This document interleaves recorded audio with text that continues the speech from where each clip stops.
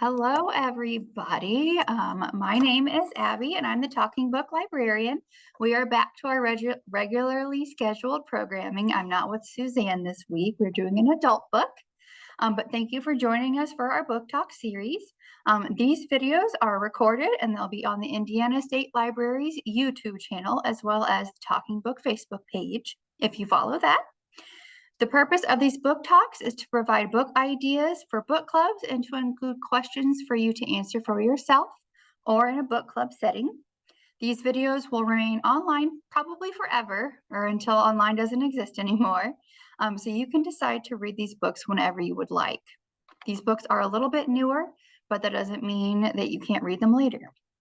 If you're interested in this book or any of the others, give us, the Talking Book employees, a call at 800-622-4970. Feel free to pause this video at any time to answer any of the questions. This month's book is The Personal Librarian by Marie Benedict. It's a historical fiction book, and I will read a little bit about it. Once I get to the next page. Here we go. The Personal Librarian. The picture of it is on the right-hand side. It's this beautiful looking library with the personal librarian in like a red burgundy color. And then a woman is standing with books in her hand at the bottom in the same burgundy color. So it's very pretty. It matches. It's a beautiful cover. And this book is about, I will read to you, in her 20s, Belle DaCosta Green is hired by J.P. Morgan to curate a collection of rare manuscripts, books, and artwork for his newly built Pierpont Morgan Library.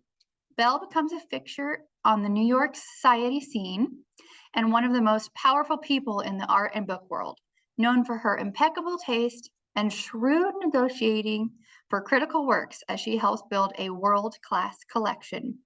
But Belle has a secret, one she must protect at all costs. She was not born Belle DaCosta Green, but Belle Marion Greener. She is the daughter of Richard Greener, the first Black graduate of Harvard and a well-known advocate for equality. Belle's complexion isn't dark because of her alleged Portuguese heritage that lets her pass as white. Her complexion is dark because she is African American. The Personal Librarian tells the story of an extraordinary woman famous for her intellect, style, and wit, and shares the lengths to which she must go for the protection of her family and her legacy, to preserve her carefully crafted white identity in the racist world in which she lives.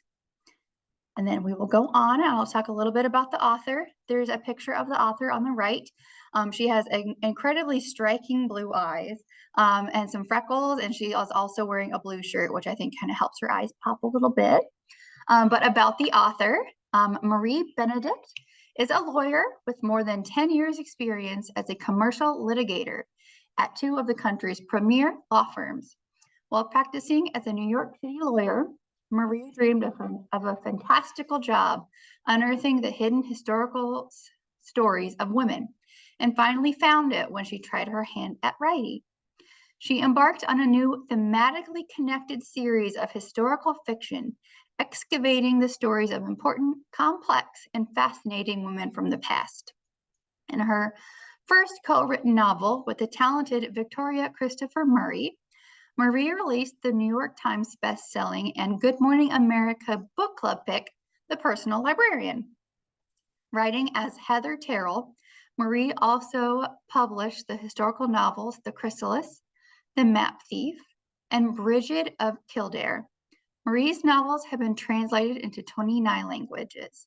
So this might be her first book, but I know that we have several of her other offerings. So if you like this first book, read some of the other ones that we have out. All right, and now I will get into the discussion questions. There are a couple, and they're all pretty good. I think so. So the first discussion question is, how might you explain Belle's rise to such breathtaking heights in society and her profession at the time when women, especially African American women, face such blatant discrimination and exclusion? Did Belle possess certain personality traits that yielded this incredible outcome? If so, what are they? What sorts of outside influences contributed to her ascent? Second question.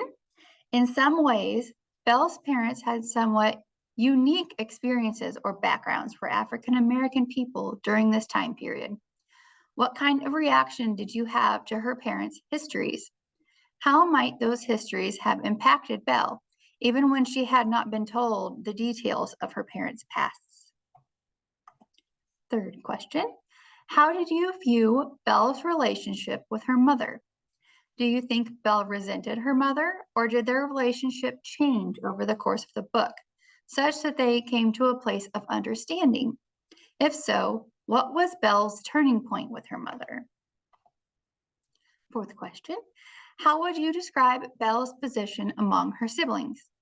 How did you feel about her relationship with them and her responsibilities to them?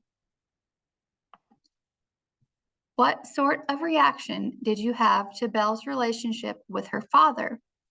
Do you think Belle ever felt deserted by her father in the same way her siblings did? Why or why not? What sort of pressure do you think Belle might have experienced from the rumors about her true ethnicity? Do you think J.P. Morgan heard these rumors? Do you think he knew she was passing as white and had decided to ignore it? Or do you think he was completely unaware of her heritage? Or did he not care? What do you think really happened romantically between Belle and J.P. Morgan?